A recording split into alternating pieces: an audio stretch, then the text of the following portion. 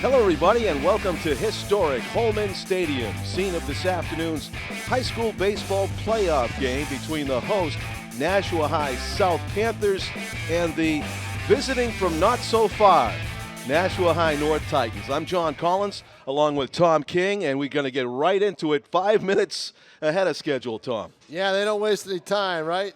So the sooner they get in, the sooner they get out. But North is hoping they don't get out too soon. As a rematch, John, was surprising to me in a little bit with North-South. I believe this is the first time they've ever met in a tournament game. They've had chances before, and it just hasn't worked out. The luck or the bad luck of the draw, depending on how you look at it. Well, I think if North is the luck of the draw, if South, it's the bad luck of the draw. You know, they don't want to have a rivalry game as their first game in the tournament. Makes sense. You know, right. Line drive to center as you say that. There you go, right?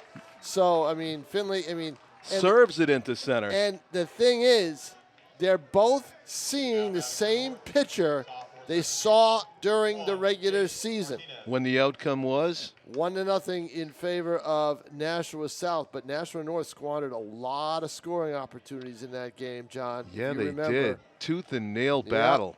Great defense played in that game, the whole bit. Now you got Derek Finley on base already, and you got a threat to steal. Derek Finlay setting the table for Jace Martinez, the two-hitter in the North lineup. Bluff to bunt, pulls it back, and he's got a 2-0 count in his favor. You know, and the thing is, North absolutely has nothing to lose. I mean, this makes their season. They come in at 7-12. They've lost, I believe, their last 6 or 7. They've lost 10 of 11. You know, they just haven't had the right combinations to pull out wins. And, you know, this is going to be difficult, but it's going to be even more difficult for South. Because I think with this rivalry, John, you go in here even Steven, you know? You really do. If you go by the last game, you certainly do. I mean, South is loaded. They had the best team they've ever had. And this is the last thing they wanted to see. And here they are. You know, it's kind of like it's kind of like defeat you makes you stronger. I guess right off the bat, tough test. But I mean, we've seen so many upsets. I hearken this. I kind of compare this to a few years ago. It's on a smaller scale, but I'll tell you right after this pitch. The 3-1 to Jace Martinez. He is bunting. It's in the air. It's gloved. Throw to first base. Safe. And a nice stop at first to save an error on the throw. But that's a great play by Medeiros to get off the mound so quickly. Jace Martinez not able to get the bunt down. Key play there because he had a 3-1 count in his favor. Kind of an opportunity missed there for the Titans. So now I think you might have the hit and run on with the three-hitter. Ryan Bourgeois looks at a ball up and away. This reminds me of when Bishop Girton had beaten North in a regular season game. This happened about 3 or 4 years ago. It wasn't that long ago. They had beaten, a so-so North team, 500 type team, better than this North team in the regular season just a week or two earlier, and then they had to play them in the playoff. Another bluff by Finley. Off the end of the bat's going to find the seats. And sure enough, they draw North in the first round. Girton had a top 4 team. They had a very good team that was ready to do some things, and they got beat. North upset them and went to Concord and lost a tough playoff game that was pretty close. So, what do we got? Oh, a piece of debris, maybe?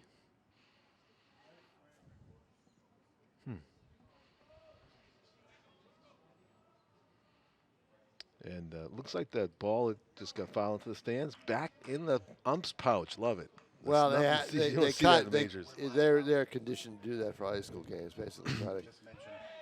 High curveball's a ball. The throw to second base is not in time or not low enough to get him. So a stolen base for Derek Finlay in the scoring position with 1 out. We welcome our live viewers to Nashua ETV's channel 99 here at the 2 o'clock hour. We're finally on 99 again, right? I mean, we've been, because of meetings and everything so much going else, on. bounced around. I know it. ripped high and deep to left That's off gonna the bat of score a run. Bourgeois. It is going to bounce off the track and go off the wall. It's a 1-0 lead as Bourgeois slides into second base with a RBI double. And look at him. He is all pumped up. He should be. That was a clout. Yep. And there you go.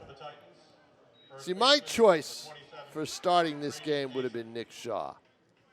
The North hadn't seen him. They've got some lefties in the lineup. You know, I think that would have been my pick. You know, and then go with Medeiros in the next game. Because Shaw has been basically, he's kept everybody off balance that he's faced. Medeiros against some teams, and we saw it against North, can pitch his way into trouble and out of trouble.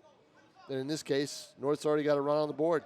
Brady Mason waves at the first pitch, looks at a backdoor curveball for a strike, and it's quickly 0-2 on the cleanup hitter for the Titans. Brady Mason, North's first baseman. That one's outside, 1-2. South a 3 seed in the tournament, North a 14 seed in the tournament, and that's the last time we need to talk about the seedings in this, which it just doesn't apply. 1-0 the last time Not the in two this teams game. met. Not with these teams. 2-2 is the count now on Mason. We're in the top of the first inning, and that's strike 3 called in the inside corner, no argument. Good pitch.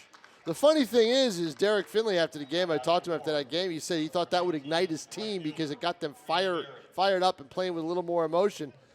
And then they weren't able to capitalize on it. Yeah. They won only one game since. Yeah, I'm surprised, too, to see their record after that.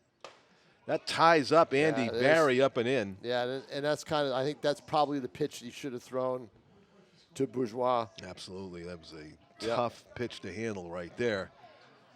The 0-1, that's up and away. Medeiros, when he wants to get somebody out, when he gets, when he knows he's got to have that out pitch, he'll fire a good fastball in there as long as he doesn't overthrow it.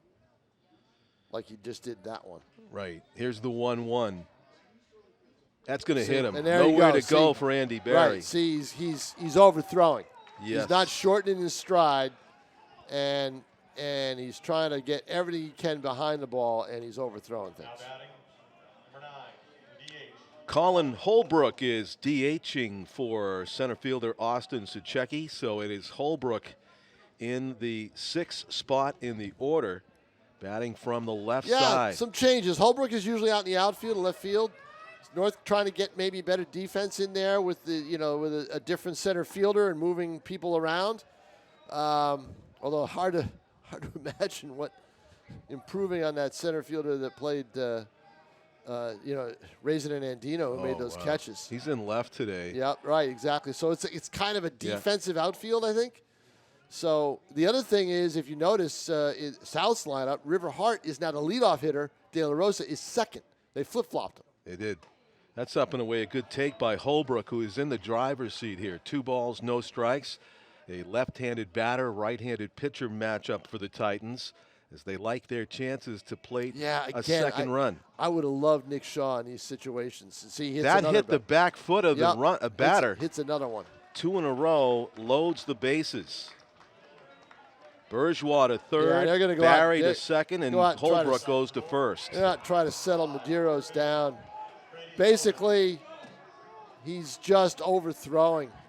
Can't spot his off-speed stuff because he's afraid because it got it in the strike zone and got hammered with it. And now they got to talk to him and calm him down. Brady Sullivan to the plate with 2 outs and the bases full. Big spot here, top of the first inning. Big spot, and I'll tell you what. You're not sticking with a starting pitcher if he's not doing it. This single elimination game, this is an elimination game for both teams. Your starter's not pitching well, he's out. You're not going to wait until he gives up 5-6 runs. Absolutely. You can re-enter him if you want to.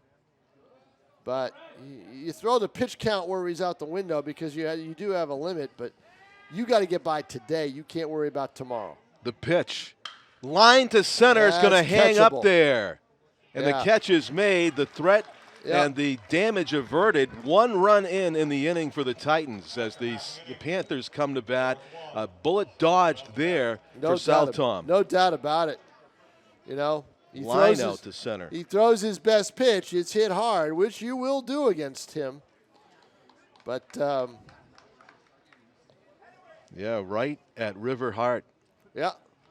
So River Hart will be batting first in the order, as Tom said, then Albert De La Rosa, and those two guys have done tons of damage this season. There are 2 big reasons why, as Tom said. South's got some hopes to go deep into this playoffs, but first they got to get by their rivals from right next door, the Titans of Nashua South. Tom, I wore my neutral colors today. That's good, John. Brown. That's good. Got my Bedford colors on. By accident. Well, they're playing BG Yeah, today you going to run 4. over there after this? John, I'd love to. However, the Alvern girls tennis team is in a championship match today in Bedford against championship. Portsmouth. Can't ignore the championship. So, unfortunately, I've emailed all the coaches that I won't be able to see today and asked them to help me out a little bit. Wow, you a man of many tasks. Is that Brady Sullivan who lined out, John, last inning? It was. Okay. Brady Sullivan, who was the 7th batter in the order to bat in the top of the first, making that last out. So North will have their 8-9-1 hitters due up next inning, but right now South, right at the top of their order, scored a lot of runs a game, Tom, this team? Yeah, this team will score some runs. This team will get some clutch hits. They'll hit the long ball. If we don't see a double by River Hart today, I'd be surprised. Yeah, me too. You know, the Division I, as far as we know, I mean, all indications, they haven't released the teams yet, but a lot of the coaches have released things, and River Hart is the Division I Player of the Year. So he will be leading off for Nashua South. You get River Hart up a lot of times when you put him in the leadoff spot with Albert De La Rosa on deck. It's Hart, De La Rosa, Dean Adams, Isaiah Hedquist in the top 4 in this inning for Nashua South as they trail already 1-0. So River Hart playing center field for the Panthers, having a tremendous season. He's had as tremendous regular season with 500 batting average, 15 extra base hits, including 4 homers and 25 stolen bases. Basically a 4-5 tool player at the high school level. Who will be going to Southern New Hampshire next year. Lucky for them, I'd say. Yep. First pitch is in the dirt outside. So as we get our look at Elias Bork, the Titans ace, swung on and missed the high heat. River can catch up to that, but we've also seen him susceptible to chase above the zone the few times we've seen him. And one thing about Bork, he throws strikes, he works quick. Right on cue, Two things Tom. you love as a pitcher, right? The 1-2 hit high to the right side. And it's out of play. It'll go into the right. area. Yep. And a lot of height and depth, and off to the right. Kind of looked like one of those tee shots from the 4 quarterbacks of the tournament that Tom refused to watch yesterday. Yeah, I didn't even. Aaron Rodgers with the walk-off putt, just so you know. That's Tom. good. That's great. I'm glad. I'm happy for him. He bailed Brady out. Foul back to the screen. So River putting up a good fight here in the leadoff position. Bottom of the first, South trailing by a run. Foul tipped. Oh, just barely got a piece of it. Nice pitch by Bork to change up the speeds. Now you wonder, what does he come in with? Does he throw the fastball? I would try to give him a high, yeah, exactly, a high fastball. And ground ball toward the hole. Tough play. Finlay gets it over there, but not in time. No, it wasn't going to be beaten even with the throw. I mean, it was going to be beaten even with the throw, I think, even if it was caught at first base. Agree with you. Infield Yeah, hit for infield River hit Hart. for River Hart. That's what he does. He legs it out. So he didn't come after him with the high heat, Tom. He basically he threw a fastball, threw a strike. But he threw a strike right down the middle. But Hart didn't pounce on it. You know why? That ball was getting down. Yeah. It was starting to sink down, and Hart went down and got it, hit it hard. A little more elevation, that would have been in the air for a base hit. So now you got River Hart with his speed. 25 steals on the year, I believe. Yes, sir. And De La Rosa, who can do damage at the plate, looks at this strike is the ultimate hit and run here, but I'd like to see Hart get to second. Oh, he's also toward the hole and also through for a base hit this time. Yep. First and second as De La Rosa and River Hart both going to the shortstop hole, and Finlay unable to come up with that one. That one had some overspin on it. And South with a great opportunity here to tie the game up or better, trailing 1-0 in the bottom of the first. The first two batters aboard with nobody out for the three-hitter, Dean Adams. Well, the main thing here for South is run the bases. The main thing for North is try to catch them off the bags. Try to catch them in a base running mistake. Just misses down and in. And of course, the strikeout wouldn't be a bad thing here for Elias Bork to take a little bit of the pressure off. Dean Adams loading up, looks at a ball high. Adams is a good, I mean, the games that I've seen, he seems to come through in the clutch. He's got that big gap in right center, Tom. But he looks at a ball away. Daro's pitching him carefully. Yeah, that is a big gap there. Bork, excuse me, pitching him carefully. Yeah, they're playing towards the line. I'm a little surprised at that. Oh, he had one there, but he got tied up. John, I think he swung a ball 4. You're probably right, Tom. I think that ball was inside. Breaking off the plate. Yeah, exactly. And now it's 3-2. And now if you're Bork, what do? I try to go away with a fastball. I agree with you. Get the double play. The runners go, rip to the right side. They'll get one. Yep. So it acts like a sacrifice bunt. Dean Adams hit it hard, but right at the second baseman, Jace Martinez. 1 out. The runners were off with the pitch. Aggressive call, knowing that Adams was likely to make contact. And that one's in the dirt, and a good save of a run by Ryan Bourgeois. You know, here's the thing. Those wild pitches, you're still going to get plays at the plate. If the ball is hard enough, it bounces off the wall. That wouldn't have. That would have rolled because of slowly. The angle and everything. Yeah, you're right. Strike called on the outside corner, 1-1. Yeah, Kleiner is going to call that outside corner. Jeff Kleiner, I believe, is the up behind the plate today. The 1-1 pitch. Boy, misses. Bork, you just can't blink.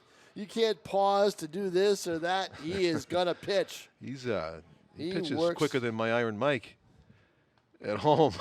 Yep. That's a strike. And that was a good pitch. That was a great pitch. That was right on the corner again. Yeah, and Hedquist tried to pull it. He should have tried to take it, just make contact. And the 2-2 outside. We've gone full. First base is empty. He has given up 2 singles in this inning. Well, this is a big pitch right here. It's in the dirt. They're full. Yeah, they're full, and now the pressure really is on. But it does set up a force at any base. They've got to remember that defensively. Well, the middle infielders sure do, Tom, because they're thinking double play, no runs. They're back. They are all back. In fact, the third baseman is back, John. They're all back. They're all back. They're playing for double play. They're playing for double play, yes. Even the first baseman, all the way around. Yep. I mean, this is also a temptation to bunt. Look where the third baseman is. Hit to right center, and there's nobody there. This is going to get down for at least 1 run. They're going to wave the runner from second. Here comes Albert De La Rosa. 2-1. North leads on a 2-run clutch single by Jake O'Connor. Looked like he hung a curve, John. He did. I'm not mistaken. A floater. Yeah, it looked like he hung a curve, and this is what South can do. They'll get on base. They'll drive him in.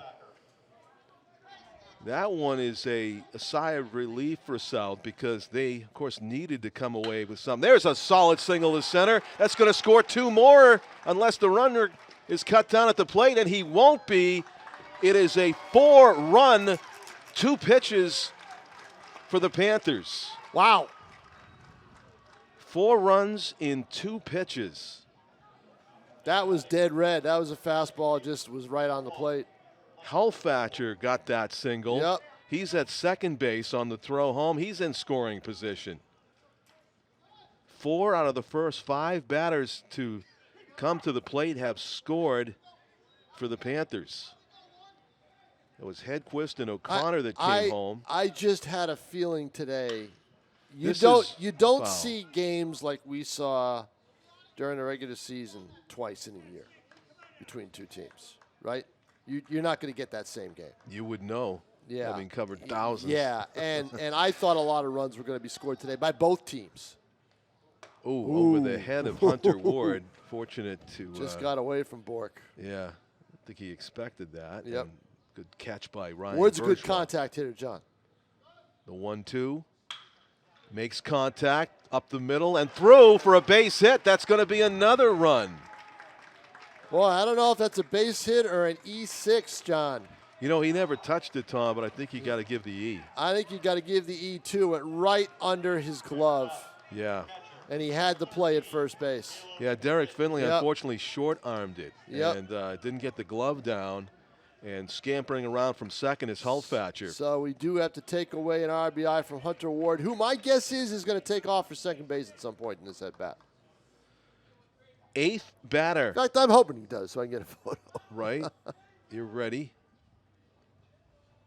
Pitch. Off the plate, foul. Caleb Rich, the Panthers catcher, coming to the plate. And it's always good news for your team when 8 guys come to the plate in an inning. And especially when you have 5 of the first 6 score and the 7th one's on base. Ground ball could be 2. Flip to second. And the follow through, double play, but it comes a bit too late there for the Titans' liking as they give up 5 in the bottom of the first. All right, John Collins, I'll go down on the field and do my thing for a couple innings. Hopefully there'll be some plays, and then I'll be back up to join you in this 5-1 game. Hurry back, Tom King. Thank you. John Collins, along with our cameraman once again today, Tim O'Neill, joining us on Nashua TV. Telecast is live if you happen to be watching after 2 o'clock on Thursday, June 2 of 2022, as the host South Panthers, the number 3 seed in this New Hampshire Boys Baseball Division I tournament, play host to the number 14 seed Nashua North Titans, who find themselves with a tough hill to climb right now, down by 4 after just 1 inning of play. The game that started out so promisingly for the Titans, they plated the game's first run, took the lead, but then successive 2-run singles by Albert De La Rosa, Isaiah Hedquist, and then Alex Hulfatcher plating 4 runs. Hulfatcher himself would come home on the ground ball error up the middle. So it's the 8-9 one-hitters due up for the Titans here in inning number 2. Elias Bork draws leadoff duty, the starting pitcher for the Titans. Left-handed batter to face Nolan Medeiros. He's got to feel a lot better about pitching here than he did when he walked off the mound after the top of the first, having surrendered the game's first run. Now he's got that 4-run cushion to work with as Bork looks at a ball outside, 1-0. Hard hit to center. River Hart in a couple of steps. Perfectly positioned, just a tad to the left of center. Bork's got to be frustrated. He hit that right on the button. Line drive out. Second straight line drive out to the south center fielder as the Titans left him loaded in the first inning on a line out to center and to River Hart, who hardly had to move. Jordan Racing and Andino jackknifes out of the way of a fastball down around his feet. Ball 1 to the 9-hitter in the Titans order. Jordan plays left field, fouls that one off to the dugout side as it's quickly thrown back in. Nashua Silver Knights play here again tonight. We got to do their game last night. Very high to left field. Drifting back is Jake O'Connor. He is under it for out number 2. Toward the end of the bat of Jordan Racing and Andino right there. So 2 outs to the outfield, a liner and a fly ball, and back to the top of the order, Derek Finlay, who served a single to center his first time up. Got a breaking ball early in the count. And he got on base and scored the Titans' run. Off the end of the bat, strike 1. A little late on that fastball from Medeiros was Derek Finlay. 2 down, top of the second. Nobody on base. Finlay hopes he gets on. Diving stop, Dean Adams up with it. Fires across the diamond in time.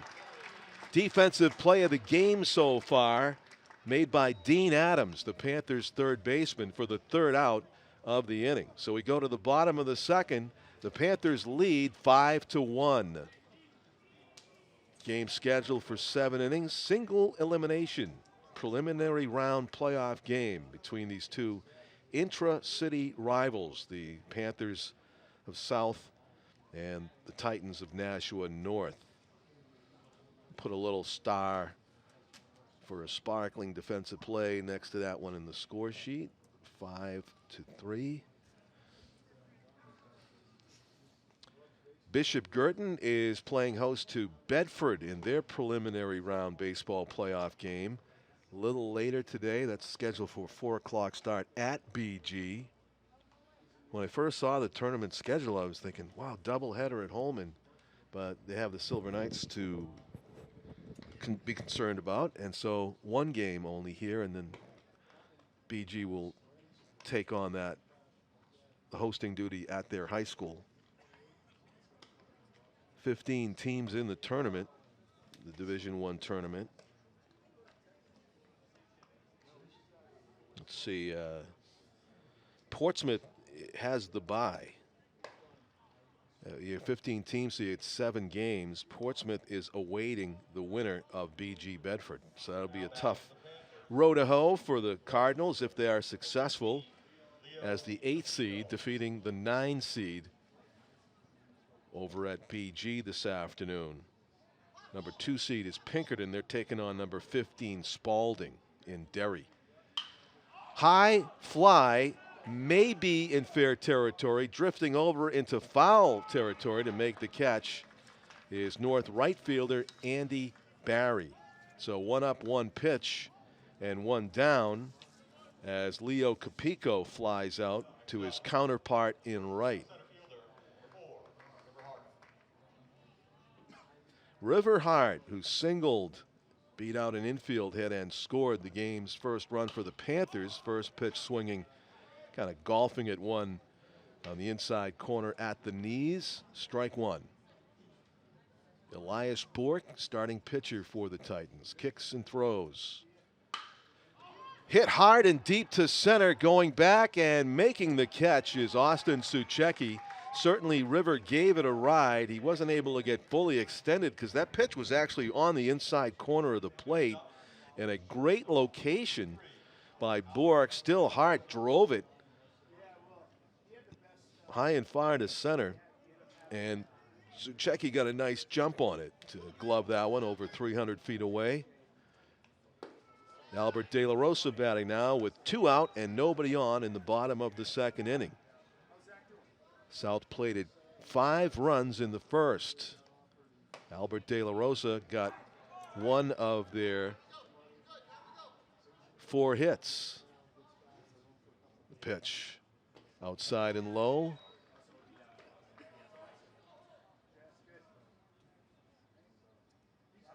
Working quickly as always is Bork.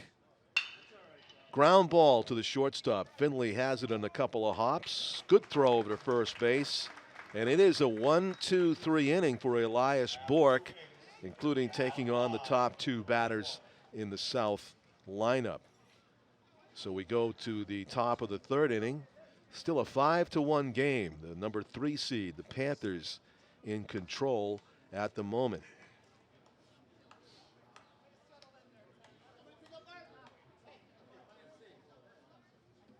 Forecast is unfortunate for the Silver Knights 6:03 game. The big, it's supposed to rain a lot tomorrow on June 3rd.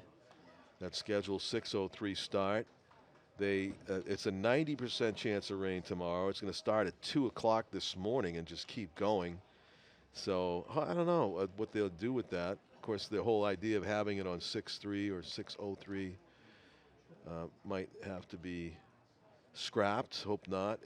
The tough part, the frustrating part for them is you look at the forecast, there's a ton of sunshine starting on Saturday all the way to next Friday. I was looking at it, and it doesn't look like there's any other days where you might have a rain out.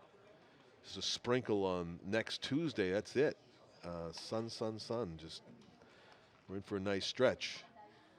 Tom and I have done so many seasons over the years. We've done baseball in a lot of months of June, and I remember one particular was just awful. It was like April every day. So we've started out a little bit like that, but it's about to take a turn. It's about to be mid to upper 70s for, I'd say, 8 out of the next 9 days, according to the long range forecast. So we go to the top of the 3rd inning. And Jace Martinez, who bunted into an out. He bunted a line drive back to the pitcher. It was actually a nice defensive play by Nolan Marderos to glove it just above the grass, as Martinez, first pitch swinging, fouls it off to the right. Strike one.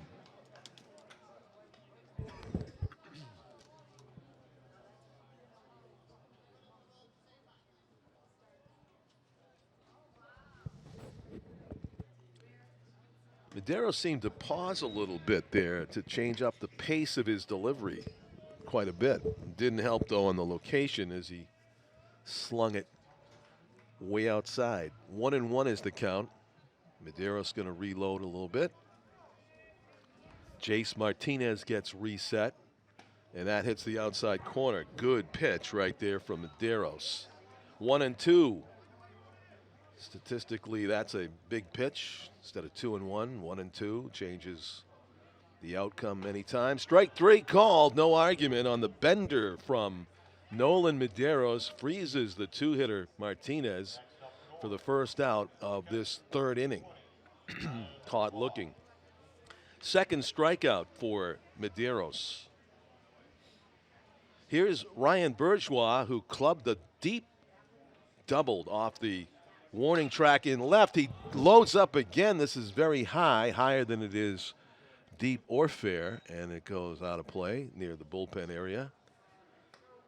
Bourgeois just trying to jack one here today. Almost succeeded with that double. He ended up on second base. He drove in the Titans' only run. Derek Finlay scoring. But Bourgeois ended up getting stranded at third. The Titans loaded the bases for a line out to center to end the inning. Chases one in the dirt, low and outside. It's 1-2. Bourgeois doing a favor for Maderos right there. The 1-2 pitch. Emergency hack, fouls it. Still 1-2.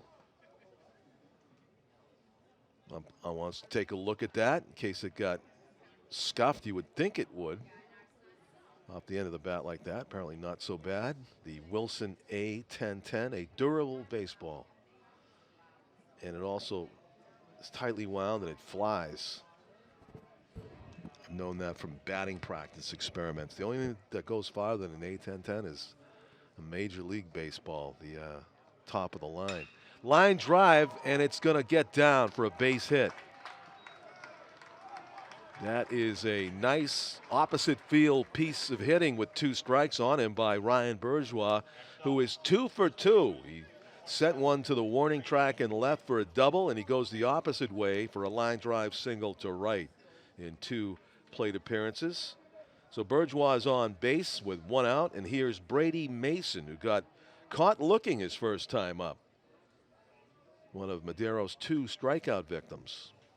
First pitch swinging, and he waves through. It was the same pitch that Madero started Mason off with in his first at bat, with the same result. Swing and a miss. 0-1 is the count. Once again, after some morning rain, the Holman Stadium grounds crew has the field in excellent shape. Ground ball to the right side. It's going to have to be the second baseman to the pitcher covering, and plenty of time to get Mason. They get an out of it. Now there's 2 out as we score that one 4-1 on the Brady Mason ground out to the right side. Andy Barry, one of 2 batters who were hit by a pitch from Nolan Medeiros in that first inning.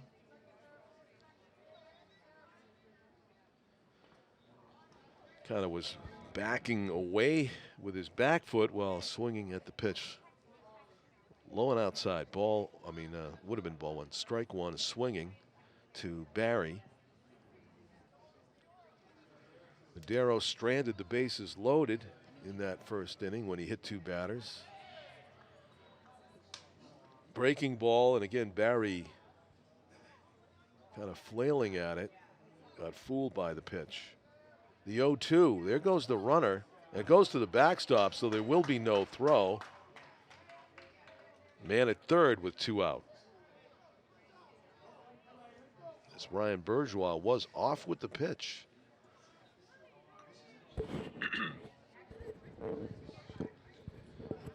Andy Barry awaiting the 1-2 offering from Nolan Medeiros. That's outside.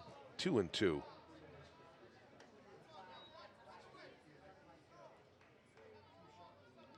Panthers playing Barry straight away at all positions. Strike 3, another breaking ball, and again Barry kind of waved at it. Apparently looking for the fastball that he never got. And that is the 3rd strikeout for Medeiros and the 3rd out of this inning.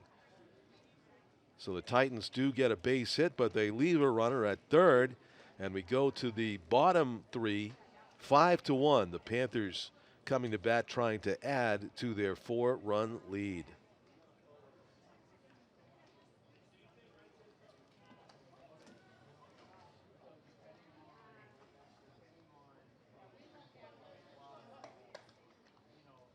In the other matchups, we touched on the Portsmouth having a bye, #1 seed. Then you got Pinkerton hosting Spalding. The Astros big favorites in that as the 2 seed against the longest shot in the tournament, the Spalding Red Raiders, who are ranked 15th. Long drive from Rochester. The 3 seed is right here, South hosting North. #4 seed is Londonderry taking on 13 seed Central.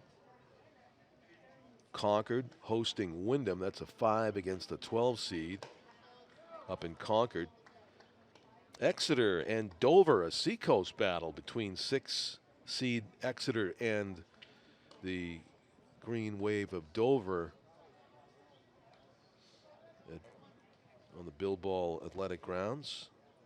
Winnicott is the 7 seed. They are hosting Goffstown in Hampton this afternoon. And as we mentioned, BG just down the road will be hosting Bedford in a 4 o'clock game this afternoon. So the Panthers coming to bat. Here is Dean Adams, who grounded out to the second baseman in his first at bat. Big swing and a miss. It is 1-1 the count. Up and away. Adams ground out to the second baseman, acted like a sacrifice bunt as both River Hart and Albert De La Rosa moved up. Swings through that. That might have been above the zone. 2 balls and 2 strikes. Certainly respecting his pull power. The defense of the Titans reflects it, but he goes the other way with all kinds of trouble fly ball, except playing near the line after all was left fielder Jordan Racinen Andino. That's a case where if everybody is pulled over to the right side, including the left fielder, there's no way he'll get over there in time. But they just chose to leave a gap in left center for Dean Adams, who flies out to start the third inning for the Panthers. Isaiah Hedquist walked and scored one of the 5 first-inning runs for South. Looks at a ball down near his shoes. 1-1 is the count to the Panthers' first baseman. Strike called inside corner down around the knees. 1-2. Great location there from Bork. Ground ball over the mound and through. Base hit. Protecting the strike zone with 2 strikes. Hedquist wraps a hard single up the middle, and he is aboard with 1 out. Jake O'Connor singled and scored in the first inning.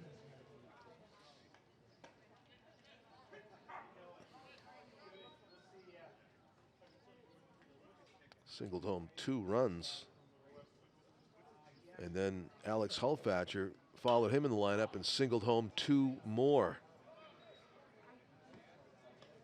As the Panthers got great bang for their buck in getting the first, well, they got the first 6 out of 7 batters on base, 1 by way of an error to score those 5 runs. O'Connor fouling off a few here, down in the count 0-2. Elias Bork ready to pitch as soon as he gets a new baseball. Outside, runner goes, throw to second. It's a great one. And he is out by a lot. Ryan Bourgeois with a quick release and a great throw as Jace Martinez applied the tag, and Hedquist is caught stealing with both hands and feet in the cookie jar. There's a high fly to center. Long run for Austin Suchecki. He gets there for out number 3. So the Titans shut down the Panthers after surrendering that base hit. They had a fly out, caught stealing, and a fly out. And it ends up being only 3 batters coming to the plate. 3 up, 1 on, and 3 down. We go to the top of the 4th inning. It's getting late early, as Yogi Berra once used to say, in a 7-inning playoff game. Every out, every at bat, a little bit more precious. Nolan Medeiros back out there for his 4th inning of work. He will be seeing the bottom of the order only for the 2nd time here midway through the game.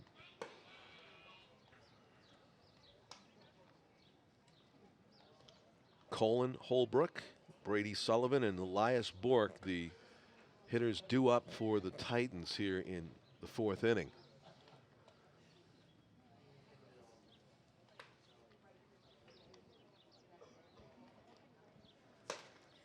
Girls lacrosse got underway last night. See if I can get any results on that. Tournament, preliminary round. So it's Colin Holbrook's job to try to get on base. Colin Holbrook got hit by a pitch. Ball hit his back foot his only time up. He ended up being stranded on base as Medeiros induced a line out, if you want to say it that way, to center fielder River Hart to end the threat. Biggest at bat of the game so far for the Panthers on defense. Were able to get off the field with only 1 run given up in that 1st inning, while they came to the plate and scored 5. That's low. So 2 balls and no strikes to Colin Holbrook. who ideally would like to draw a leadoff walk. It's 3-0 actually. And that is ball four. A 4-pitch walk to Holbrook. Not what Nolan Medeiros intended at all, I'm sure. So that is only the first walk issued by Nolan Medeiros in this game. He did hit a couple of batters. So 3 free passes in all if you want to total it up. There's a bunt attempt. It's a good angle on the bunt, but too much so as it goes foul, third base side, and certainly Dean Adams was there to make a play. He was not back. He was in on the grass and ready to charge on Brady Sullivan. Very likely situation where these players know each other, not just here at the high school level, but playing in the city of Nashua in their early years. So even down by 4,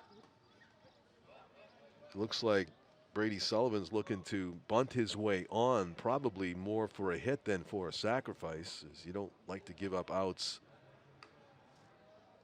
Trailing by 4, you're kind of looking for a big crooked number type of rally instead of sacrificing. Adams looking to take the bunt away on the third base side, though. The 1-1 pitch to Brady Sullivan. Hard hit at the shortstop. De La Rosa flips it to second, and it's a good slide, a legal slide. Knocks down Hunter Ward, but no interference call, and that did prevent any chance at a double play turn at second base as Sullivan reaches by a fielder's choice. Colin Holbrook sliding hard into the bag, clipped the feet of Hunter Ward, preventing any throw to first, but still South wants to talk it over with the umpire about how legal that was or not. The umpire is basically saying that the foot that was knocked from underneath Hunter Ward was on the bag, firmly on the bag, and that's where the runner has a legal right to go. Quick discussion over, and now with 1 out and a runner at first still, Elias Bork, the batter, left-handed hitter. Line drive and over the head of Albert De La Rosa into left field for a base hit. First pitch swinging, going the opposite way. Bork is aboard with a solid opposite field single.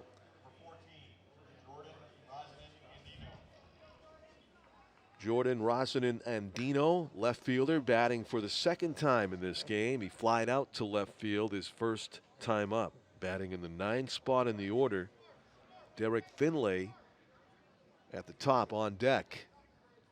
Pitch is just outside.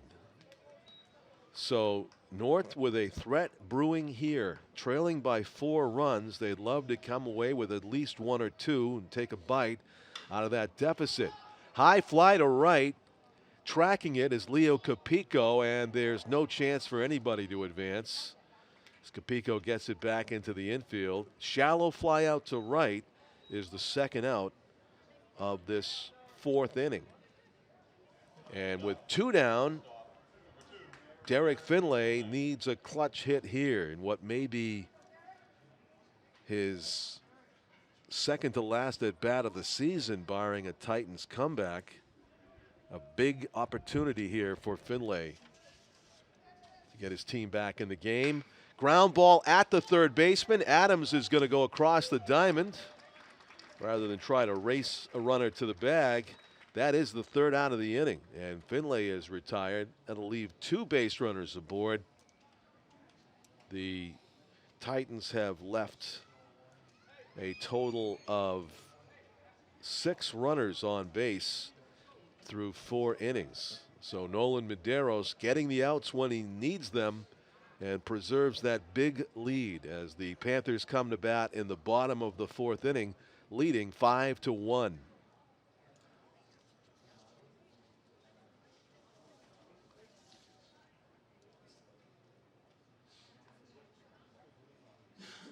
Panthers appear to be taking care of business here this afternoon against the team that they fought tooth and nail with in their meeting during the regular season in a 1-0 victory in which the Titans had a bunch of chances to win the game. Some base running mistakes that cost them scoring opportunities. So coming into the game, even though the Panthers have high hopes for a state title, they had to be a little bit nervous about getting derailed by North, who didn't have to travel for this game. They're just as much at home here at Holman Stadium. Back out there for another inning of work, Elias Bork did his part with that hard single at bat in the previous inning, but again, only to leave runners on base.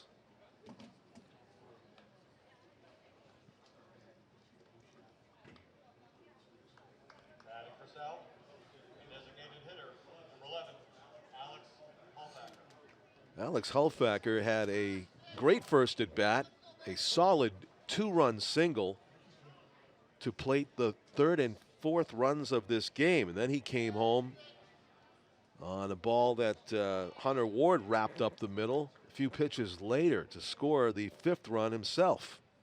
Hulfacker looks at ball 1 from Bork and ball 2, both low over the plate but down. 2 balls and no strikes to the Panthers DH. Bork fires base, makes that ground ball. Finlay on the run, throws it away.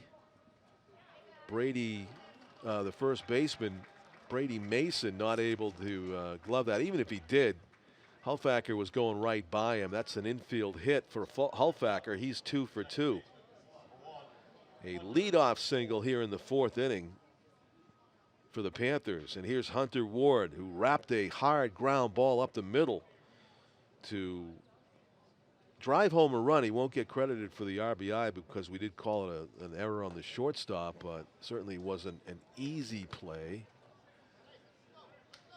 Just one that I think Derek Finlay would tell you he should have made. The 0-1 pitch. Swings through it. Ward bats number 7 in the order. Tom says he is a contact hitter, so even though down in the count here, high pop-up in the infield. No chance for an advance. And Finlay gloves it for out number 1 here in the 4th inning. Panthers still have a runner at first base. Caleb Rich bounded into a 4-6-3 double play to end that first inning, in which South scored 5. And as we said, that was a double play that the Titans wished came about 5 batters earlier. 1 ball, no strikes. Rich calling for timeout just before the pitch. It's hard to get a timeout in between Elias Bork's quick pitches, even with a runner on base. Now he holds it and throws over to first. Kind of knew something was up when he didn't pitch it right away.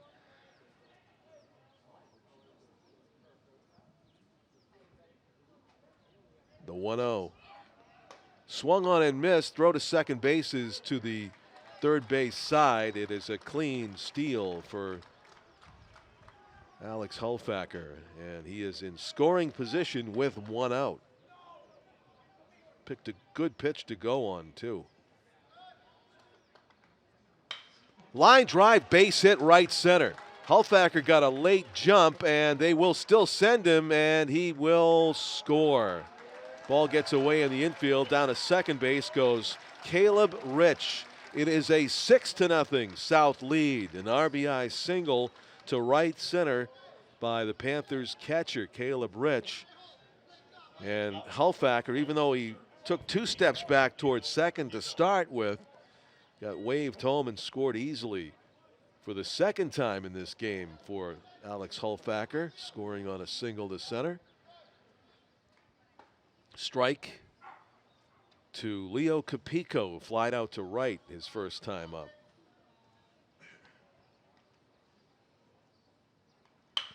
Ground ball up the middle and through. Let's see if they wave home Rich. They will. The throw's to the cutoff man, and it is a 7-0 lead for the Panthers as Leo Capico comes through in the ninth spot.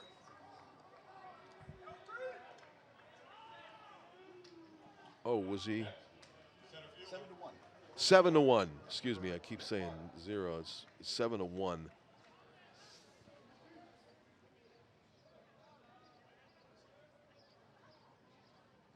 There goes the runner in the first. He got a terrible jump, so he's going to try to get back. You could see Capico actually lost footing. He was trying to dig for second, and I think it was left foot just came up with no contact with anything solid. Base hit to left field. The hit parade goes on as River Hart pounds through his second hit of the game. And this is turning into another crooked number inning for the Panthers. 5 in the first, 2 already here in the fourth inning, and 2 runners on, only 1 out, and their power hitter Albert De La Rosa at the plate. Ground ball to the shortstop and kind of eats up Finlay off his wrist. That'll plate another.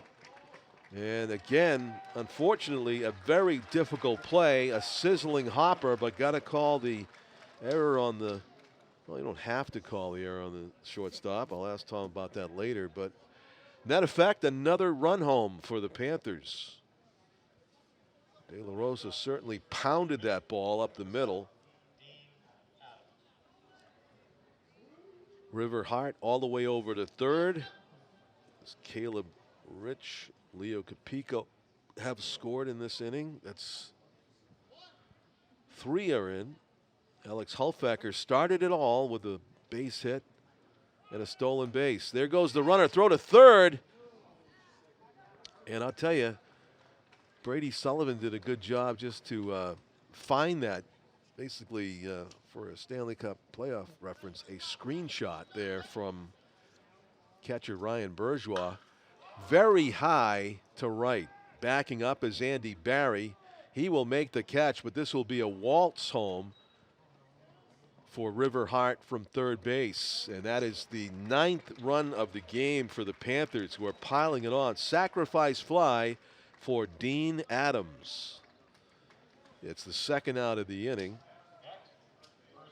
And a pop up to the shortstop, fly out to right, but all kinds of damage in and around those at-bats. Here's Isaiah Hedquist. Singled his last time up. He's reached safely twice with a walk and a single and a run scored. Tops one to third. Play for Sullivan is high, and a good job of Brady Mason for reaching up and keeping his foot on the bag at the same time. That's the third out, but more damage done. Another crooked number for the Panthers as they send 8 batters to the plate and score 4 more runs. It's a 9-1 lead for South. So the 3 seed taking care of business to this point in this preliminary round playoff game.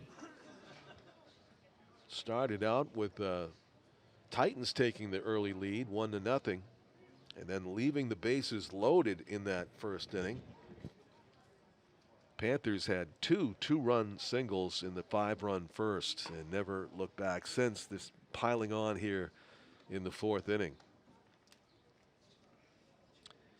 New Hampshire high school sports season, spring season sports tournaments are underway. Girls lacrosse.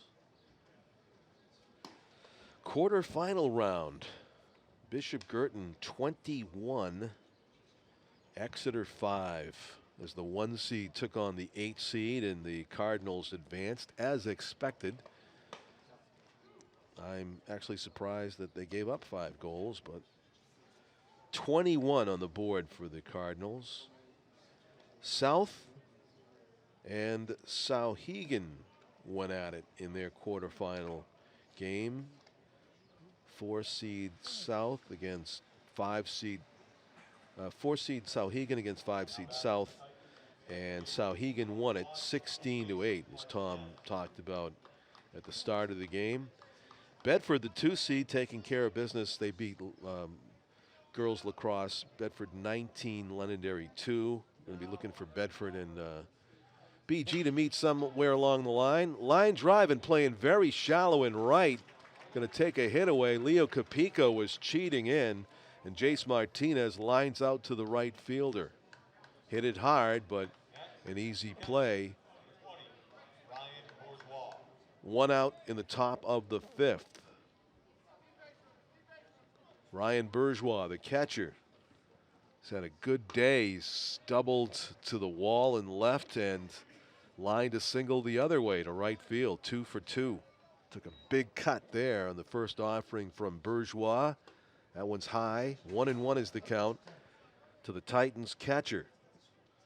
Well, a team that can hit, huh, John Collins? Certainly. Yeah, they right down in the 9 spot. Base hit. Here's another. Speaking of a guy who can hit, 3 for 3, Ryan Bourgeois. Yeah. Also a great arm behind the plate. Do we know what he's doing at the next level, Tom, yet? Or is he? No, I don't know. Very good catcher, Ryan Bourgeois. Base hit. 3 for 3 on with 1 out here in the 5th. And that's Brady Mason's turn to bat. Struck out, grounded out to the second baseman with the pitcher covering. Tom, on the Albert De La Rosa, last at bat that he just had. Yes. Error or hit?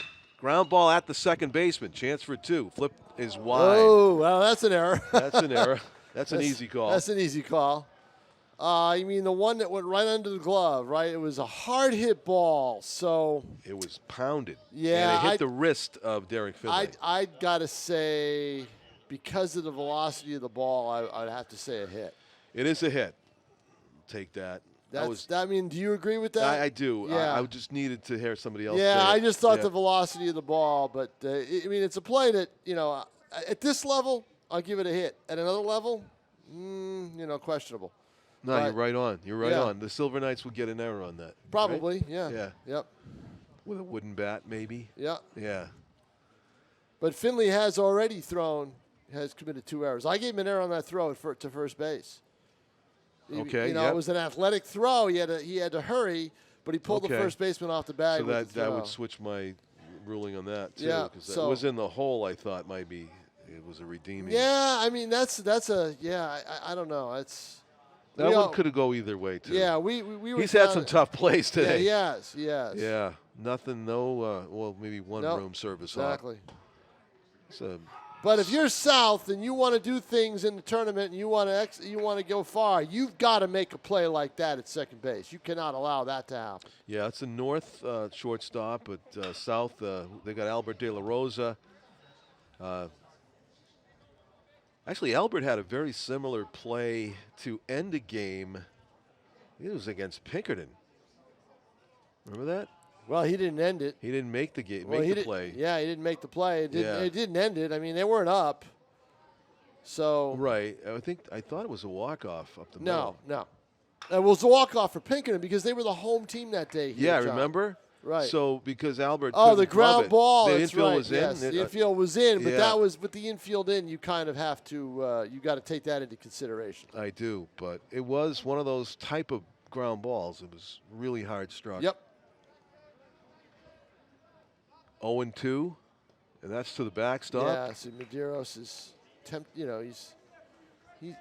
he'll do that. Mm-hmm. He'll get wild a little bit. That's a big cushion, Tom. 9-1. Yeah, but you know what? It's high school baseball, John, and if you ask me in high school baseball, unless it's really outrageous, sometimes the cushion is never too big. Really? He's changed up the pace. Unless it's outrageous. And I'll give you an example. That BG got blasted by Bedford way back, I think about 10 years ago in the state title game. And, they should have literally, no pun intended, called off the dogs. Yeah. That's a tough swing. Yeah, it was just basically he had already lost the at-bat when he froze on the breaking ball and the emergency hack. So he was good at right. Yeah, great pitch by Nolan Medeiros. Bedford didn't sub in, and all the number ones were there, and they were absolutely destroying BG pitching. And he had 15 kids in the dugout that he could have put in the game. Yeah. But and it was like 24 to 5 or something. It was something outrageous like that. Wow. But I mean, in a 9-1 game, you know, an extra run or two, yeah, I'll take it. You know, because you never know. Big at bat here for Colin Holbrook, though. They need these huge. runs. They need these runs, exactly. And Medeiros is, you know, he hit Holbrook and he walked him. Medeiros, struggles against the left-handed hitters. First base is empty. The There's 2-0. No reason to put him on. You know, that's what you throw. You throw pitches like that. Because you got Brady Sullivan up next, and Sullivan's made contact. Yeah. Lined out to center and hit into a force. Yeah, he ended that first inning with a hard line drive that left the bases loaded. Right. So I want, this is the out I want to get. Pitch. Backdoor for a strike. Oh, demonstrative disagreement there from Colin Holbrook. Not advisable. No. I thought that was a strike based on how. It was, based on the way Kleiners called it. All night, all day. The curveball's got the corner. Because I'm at an angle. You're not. No, it looked good to me. You've got a better angle than I do. I'm off to the right. That one Tried it off again. Oh my. I don't know about that one now. But, again, I'm at an angle, John. What did you think? Oh, he's warning. He's you know warning. what? I think somebody might have said something on the pitch before, and umpires are human. Sometimes they'll send a message. Right, exactly. Yeah. So he wants to let him know, look, I don't want to hear it from your kids. Yeah. We've all heard of the See, that's you the better thing. be swinging on this pitch. That was another inch or two outside of the previous one, and it was called strike 3. So 2 strikeouts in the inning for Medeiros. Tom, I have the Titans leaving at least 8 runners on base through the first 5 innings. I had 3 in the first inning, 2 in the 4th inning, 1 in the 3rd inning, that's 6, and then 2 more there. Left 8 runners on base. Is Medeiros getting the outs when he's needed them?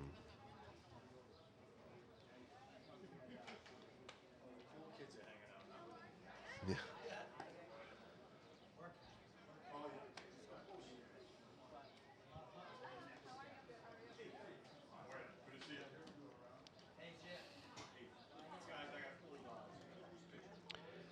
Cam Cook was in the Tom King seat for the Silver Knights game for a couple innings last night.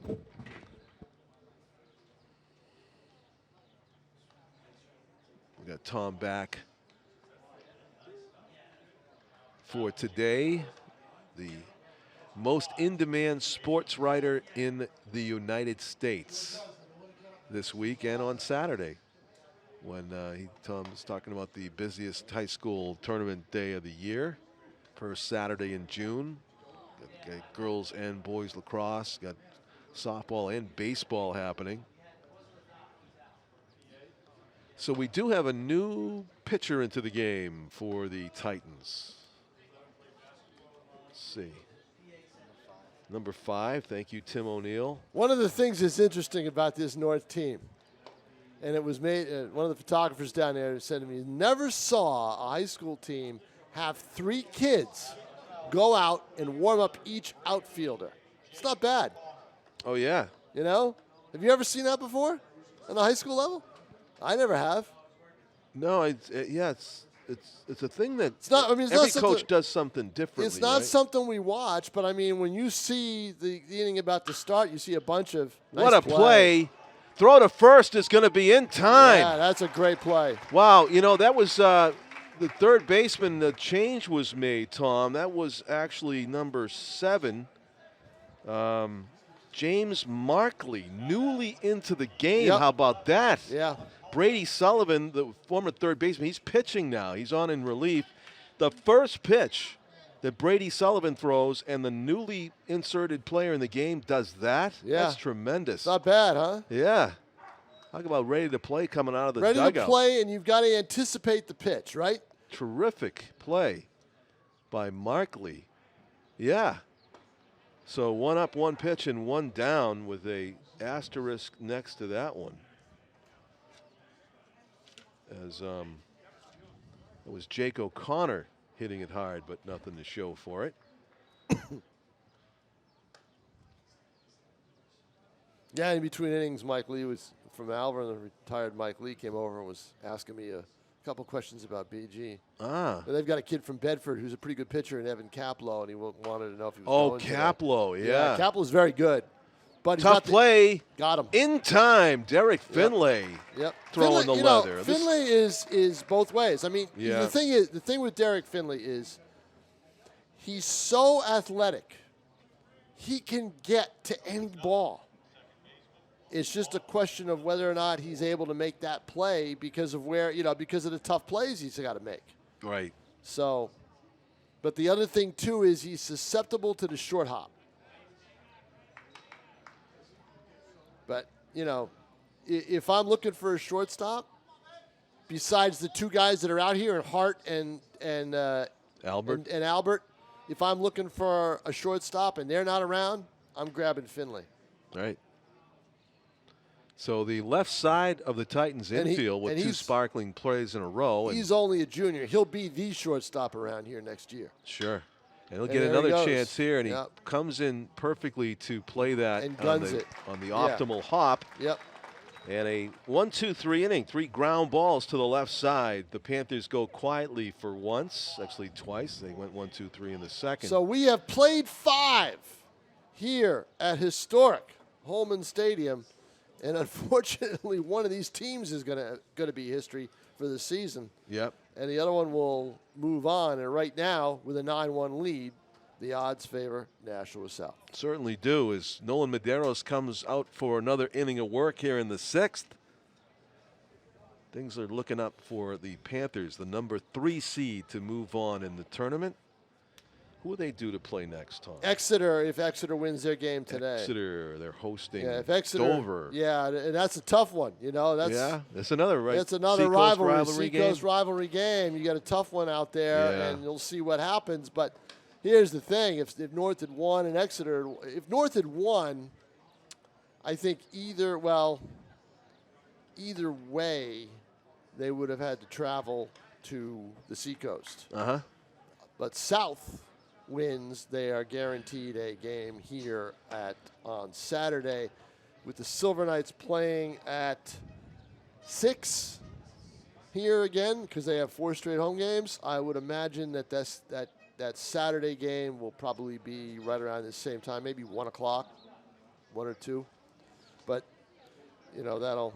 So is Mike Lee going to that game at BG Bedford? I don't know. Okay. The winner of that is going to play Portsmouth, right? I saw in the tournament. That's BG with all their arms, and the year they've had the second half of the season where they played really well after the South loss. Yep. Where they gave it away with horrible outfield play. After that game, I think they've only lost 1 more. So they had a great second half of the season, and they get 2 tough draws. They got to play a tough Bedford team. Brady Sullivan's going to wrap the first pitch to his counterpart at third. They got to play a tough Bedford team. Dean Adams makes the play. And then they have to play, the top seed who has a bye. Right. Tim Hopley, who I knew 30 years ago he was a sports writer at the Portsmouth Herald, and now he's been a historic coach. Took over a baseball program that just was horrendous and turned it into a machine. Good for him. Yeah, over the years, and is also a very good girls basketball coach, as we saw when he played BG in the finals that year. If Tom King ever left the sports writing profession, which is probably not going to happen at this point. I'm going to die, John, And I also want to have some retirement, I know. What sport do you think you would be qualified to coach? I mean, your knowledge is vast, but what sport do you think you could actually coach? Well, it wouldn't be football because I don't, that's play calling and all sorts of different plays and blocking schemes and everything else. Too much to know there. There's so many sports you can choose from. Yeah, I don't know. Maybe this sport. Yeah. Maybe. You know, yeah. I don't know. I think you could manage a game. You know, I could probably strike on the outside corner. Maybe basketball too. You know, I just if I can get the zone defenses down a little bit, then maybe basketball, just in terms of knowing when to call timeout and when not to, stuff like that. You know, I mean, it's. Yeah, I don't know, but I wouldn't do it. I wouldn't. I mean, I give credit to anybody who coaches today. I just think it's too hard. I think if you know, there's too many things. You could time travel back to the Yankees days. There's too many. There's too many things you have to deal with as a high school coach these days. And I give, that's true. Yeah, I mean, I could see Steinbrenner firing everybody and then installing you as the manager. Yeah, that would back in the Yankees days. Yeah, this Tom King, he knows what he's talking about. Right. Put him down in the dugout. Put him down in the dugout, and then I'd be fired 6 weeks later. That's right, you would, but right, then I would have a story to tell. Right, then I'd ask for my job back in the broadcast booth, right? So. Yeah. Oh man, that was fun while it lasted. The Steinbrenner era. The lengthy Steinbrenner era. Lengthy George Steinbrenner era. There's still a Steinbrenner era going on. Oh, there is, right. His legacy. Yeah, it'll be interesting to see, down the road in years to come what that family does with the team. And this one is a high fly to center. River Hart has it in his sights, and a 1-2-3 inning as Jordan Racing and Andino is retired. And I think Nolan Medeiros needed that, just to throwing push strikes. Through. Yep. And they're all congratulating him right here. My guess is that he's probably done for the day. Yeah, they want to give somebody some closer practice, probably. Maybe Dean Adams. Okay. I'm not sure. Yeah. Brady sure. Sullivan back to pitch for the Titans in the bottom of the sixth. That probably will be the Panthers' last at bat. And I'll probably go down, John, for the top of the seventh. Okay. To get some reaction shots. Yeah. Since this is a tournament game and rivalry game, you're going to get all sorts. And then you're on to Bedford, you said, for the Alverns of tennis? I'm off to tennis, anyone? Yes, we want tennis, and I'm off to Bedford. Look forward to reading the result of that. Well, I'm telling you, a classic match in the semifinals with Alvern and Sauhegan in Division II girls on Why Tuesday. haven't we ever done tennis? Because they don't do it in Nashua? You got to have an overhead view. Tim just laughed. Tim, yeah.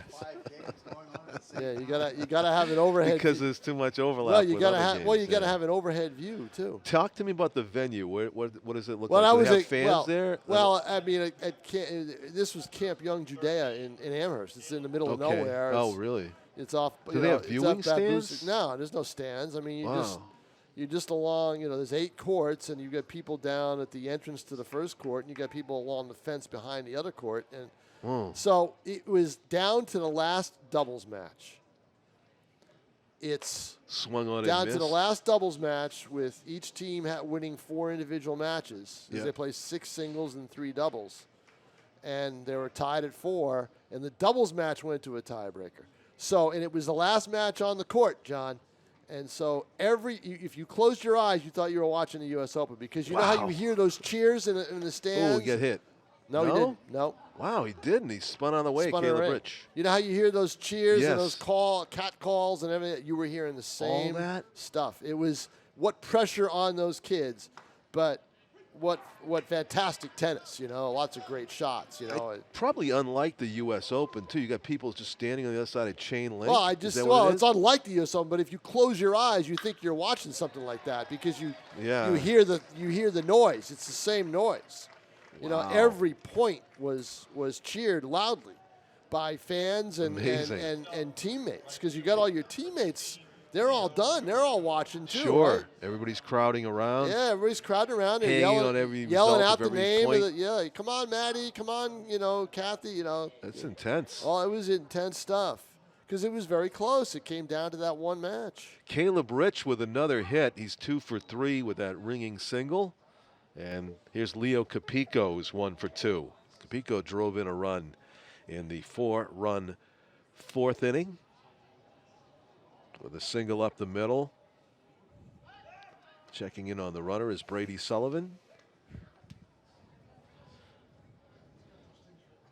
And River Hart awaiting another at-bat in the on-deck circle. Already 2 for 3.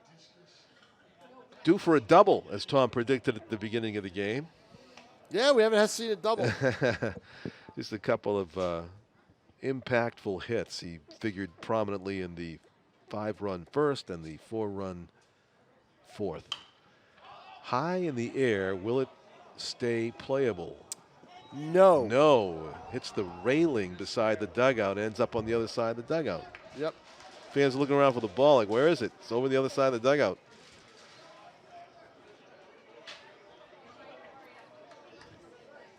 It was in the owner's box, I believe.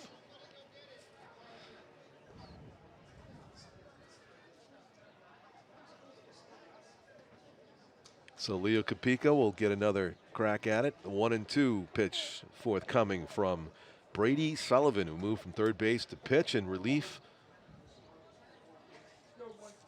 of Elias Bork. The runner goes, a high and slow curve, and another great throw from Bourgeois. Man, he is just a machine back there. You know what it is? It's the quick release and the accuracy from this guy. Yeah, he's really developed as a catcher. No doubt about it. He's 3 for 3 and 2 caught stealings by a lot. You don't see guys get caught by stealing that much usually. Putting on a clinic today. Ryan Bourgeois behind the plate. You know what? Making your point about high school ball, 8 runs safe, not safe. It's stealing with 8-run lead. Strike 3 called. So River Heart's going to have to bat here with nobody on base. Caught stealing and a caught looking. 2 outs in the 6th. Back to the top of the order. River Hart to get his first look at Brady Sullivan today. In the dirt, Bourgeois swallows that up. So unless there's... Where's he going to hit the double, Tom? Left center. Left center. The 1-0. Doesn't get a pitch there. He's got to get one up. He's got to get a pitch to hit. Yeah, he's got to get 2-0. pitch to hit. Let's see what Sullivan deals with him at 2-0.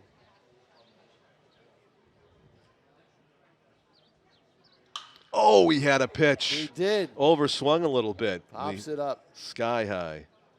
Second baseman, Jace Martinez gloves All right, John it. Collins. All right, Tom. So I will see you down the road. I don't know if See we'll you do down this the road. Saturday or not. I guess people will let us know. So Yeah, we'll see. Yep. And good luck with the tennis coverage and everything else that's going on in high school sports this week. It will be busy. That's a lot. That's Tom King. I'm John Collins. Our cameraman is Tim O'Neill. And we are going to the 7th inning, the decisive 7th inning here in this preliminary round playoff game between the host and 3rd seed Nashua High South Panthers, who have championship aspirations for a good reason. This team is stacked, and they are in control of this one 9-1. And although it did look like Nolan Medeiros was receiving congratulations about a mission accomplished, and maybe there'll be a relief pitcher, he's back out there for the 7th inning, and why not? Looks like it's going to be a complete game from the Panthers starter, or he hopes it will be. And, of course, the Titans hoping for a miracle rally of their own.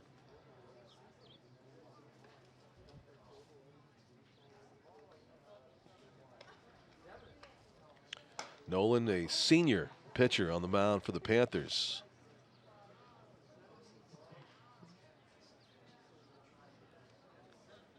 The Titans have due up the top of the order. Derek Finlay, Jace Martinez, and Ryan Bourgeois will have their 4th at-bats each in this game, in the 7-inning contest. The question with Bourgeois, who's due up 3rd in this inning, is will he go 4 for 4 in this playoff game? So Finlay, in that familiar leadoff role here, has singled and grounded out twice to the 3rd baseman. Bender is low, 1 ball and no strikes. Nolan Medeiros and Finlay squaring off for the 4th time in this game. Ripped foul off the netting, right about where the FCBL visiting bullpen sits, and Derek's got something in the eye that he wants to get rid of before resuming this at bat. A 1-1 count. Nolan Medeiros, interestingly, has changed up his delivery a few times. He'll kind of freeze mid-delivery with his knee bent every once in a while. That was just standard as he slings it way outside. 3 balls and 1 strike to the Titans' leadoff batter, Derek Finlay. Swinging on the 3-1 rather than just give him a strike, down by 8. Although it would have been in the zone, I'm pretty sure that was actually breaking right over the heart of the plate. 3-2 is the count. That's high. Good at bat by Finlay to start things here in the 7th. Only the second walk allowed by Nolan Medeiros. Jace Martinez has bunted into an out in the first inning, struck out, lined out hard to right his last time up.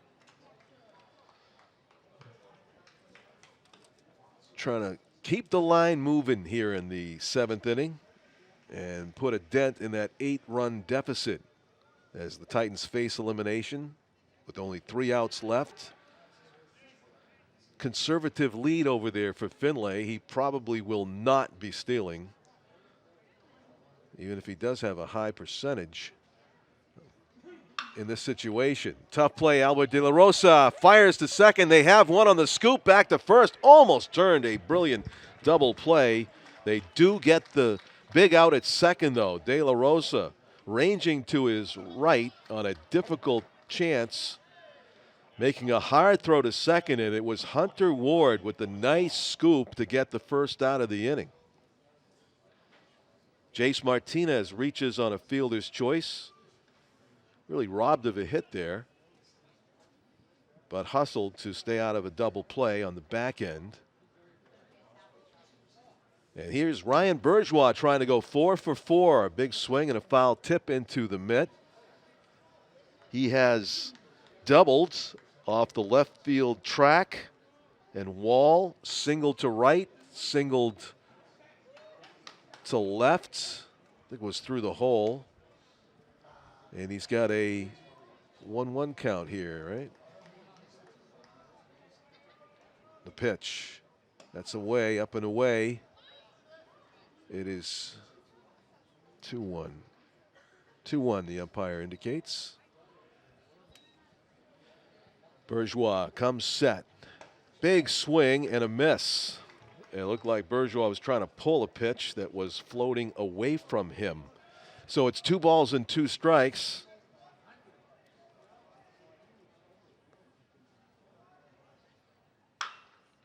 Swinging bunt foul.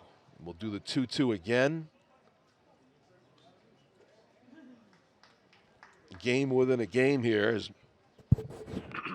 Nolan Medeiros tries to get Bourgeois for the first time in this game. Here and there. 4th time squaring off. Pitch is swung on and missed. Strike 3. Good pitch there from Nolan Medeiros, who wins the battle. 2 outs, down to the last out of their season are the Titans. Brady Mason has reached on an error in 3 plate appearances today. Medeiros trying for the complete game victory. Strike 1. Kind of a slider on the inside corner at the waist. 0-1 the count. The pitch outside. 1-1 is the count.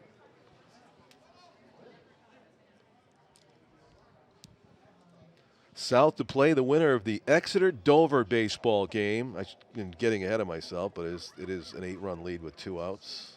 If they close it out here, they will play at home against the winner of that Seacoast rivalry game. That one hits Mason hard on the thigh, the lead right leg. And he doesn't flinch, goes to first base. Medeiros has actually hit 3 batters in this game, giving up just the 1 run. Titans have left a ton of runners on base. Unless they get these guys home, it'll be 10 for the game, as they're already left 8 through 6 innings. Pinch runner Mason will come out of the game. Sure, a lot of these guys play summer ball someplace. And a pinch runner is Abby Gonzalez into the game at first base, number 8. The pitch, curveball, front door curve, nice one from Medeiros. Andy Barry has been hit by a pitch, struck out twice. Swings and misses, ball squirts to the backstop, and it is 0-2. Andy Barry just unable to lay off those curveballs that he's been just kind of harassed with by Medeiros. He's almost throwing him nothing but that exact pitch right there. So the Titans down to their last strike. 0-2 offering from Nolan Medeiros in the dirt. The runner's going to score, as Caleb Rich had a lot of trouble finding it, and 2 runs are going to come in. Abby Gonzalez with heads-up base running makes it a 9-3 game. So 1 wild pitch, 2 runs score. And now there's nobody on base anymore for Andy Barry, who is down to his last strike in a 1-2 count. Interesting development there, as Jace Martinez and Barry both score. Strike 3 called, and inning over, game over, season over for the Titans. It is a 9-3 victory for Nashua High South, as the 3 seed in the New Hampshire Boys Division I Baseball Tournament takes care of business. And the batter who was at the plate in that last at-bat got thrown out of the game by the home plate umpire.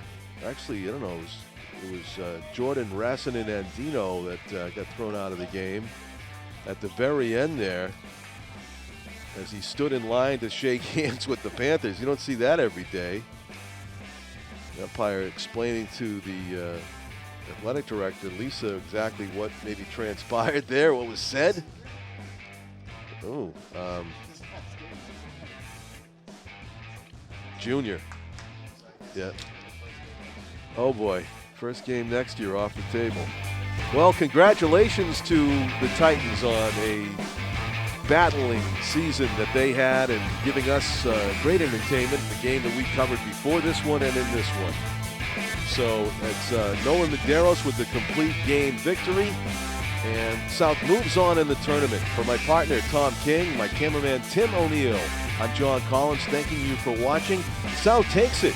They're on in the playoffs, a 9-3 victory. Good afternoon from Holman Stadium, everybody.